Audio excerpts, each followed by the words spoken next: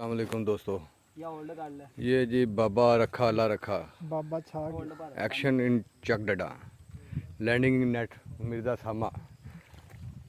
माशाल्लाह माशाल्लाह। क्या बात है,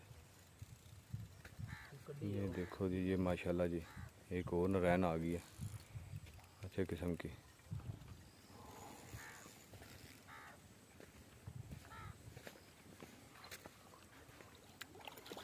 माशाल्लाह आगे आगे पुत्र इत्थे डोर थट्टी है, आ जाओ आ जाओ। माशाल्लाह जी माशाल्लाह, अच्छे साइज की नरैन है जनाब।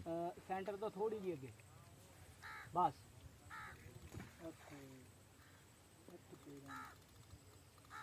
ये देखे जी माशाल्लाह, बाबा अल्लाह रखा जनाब। सामा इन एक्शन जनाब चकडडा। क्लिप उस्ताद जी उठे पे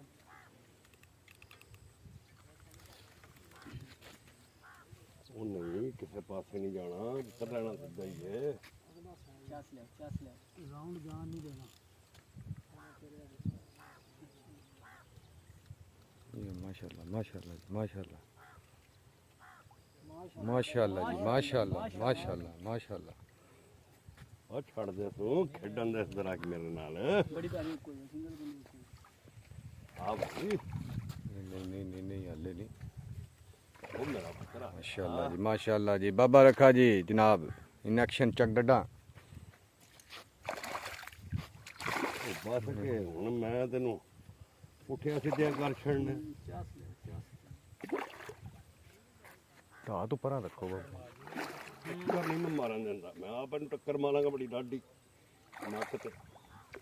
माशाल्लाह जी माशाल्लाह माशाल्लाह जी जबरदस्त जी। ਇਹਨੇ ਕੀ ਮਾਰਨੀ। वाह ध्यान दे जी। ਚਲੋ